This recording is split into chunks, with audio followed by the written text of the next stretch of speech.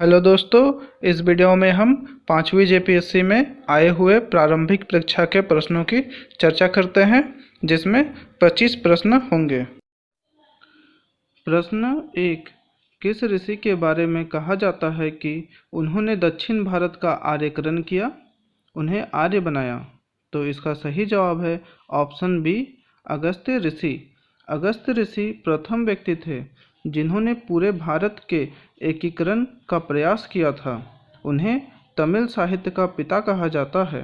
उन्होंने प्रथम तमिल व्याकरण अगतियम की रचना की थी।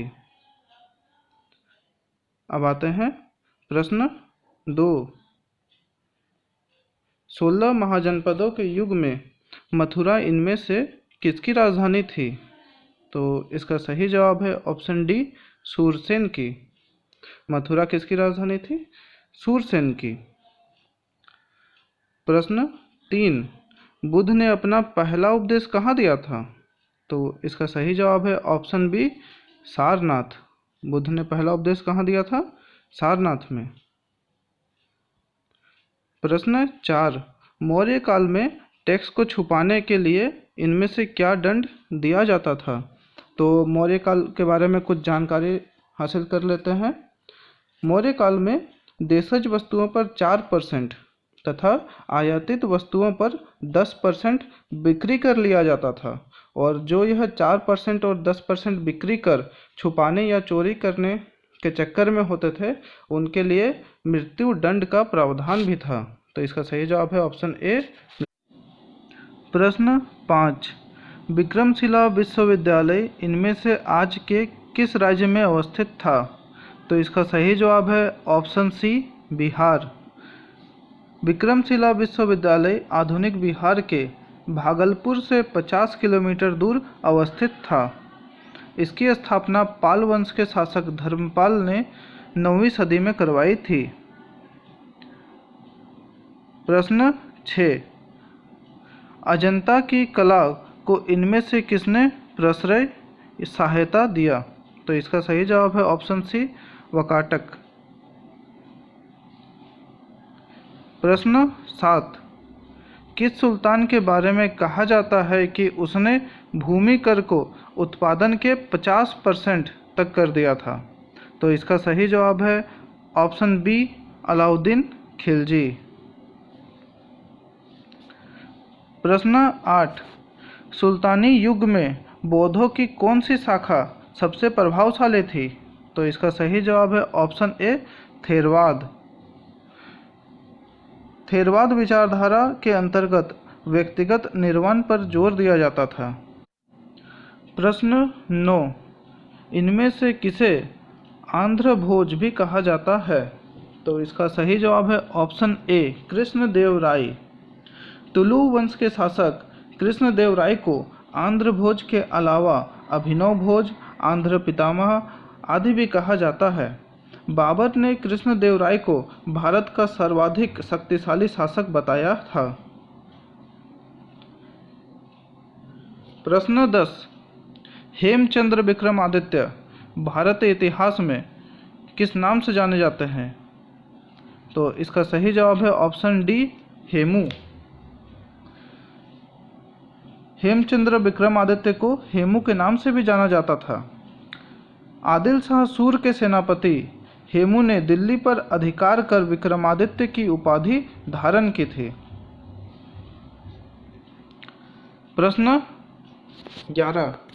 इनमें से किस कर व्यवस्था को बंदोबस्त व्यवस्था के नाम से भी जाना जाता है? तो इसका सही जवाब है ऑप्शन ए, जाप्ती। जाप्ती या पैमाइश को बंदोबस्त व्यवस्था भी कहा जाता था। इसमें जोते व बोए गए क्षेत्रों के माप के आधार पर भू राजस्व निर्धारण होता था। मुगल काल में भू राजस्व निर्धारण की यह प्रमुख विधि थी। प्रश्न 12। अबुल फजल की मृत्यु इनमें से किसके कारण हुई? तो इसका सही जवाब है ऑप्शन ए, शहजादा सलीम। 1602 ईस्वी में वीर सिंह बुंदेला ने शहजादा सलीम के इशारे पर अबुल फजल की हत्या कर दी। अबुल फजल अकबर का मुख्य सलाहकार और सचिव था। इसने अकबरनामा की रचना की थी। प्रश्न 13, किस मुगल बादशाह ने तंबाकू के प्रयोग पर निषेध लगाया? तो इसका सही जवाब है ऑप्शन बी, जहांगीर। पुर्तगालियों द्वारा 1605 ईस्वी में तंबाकू भारत में लाया गया।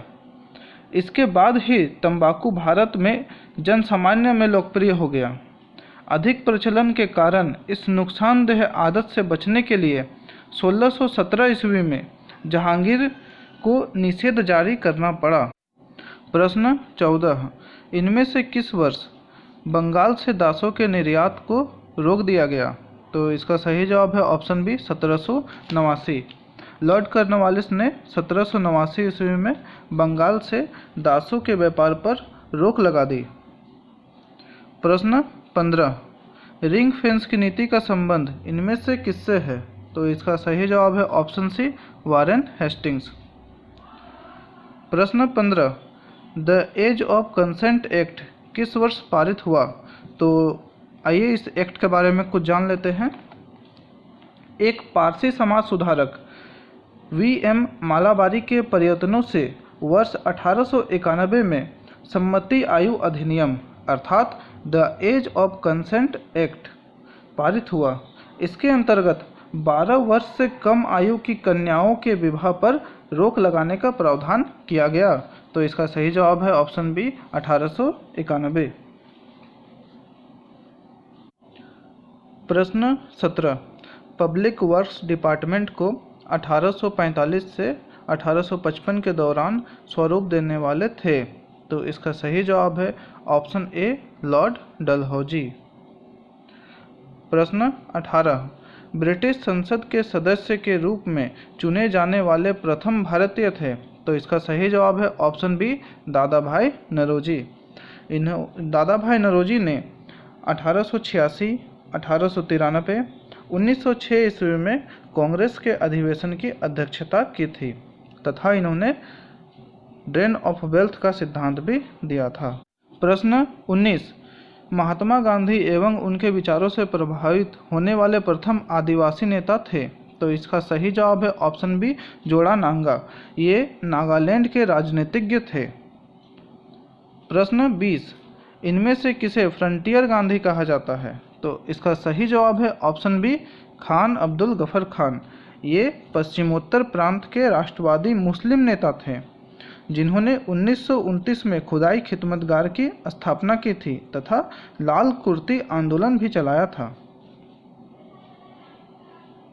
प्रश्न 21, कांग्रेस ने पूर्ण स्वराज की घोषणा सबसे पहले कहाँ की?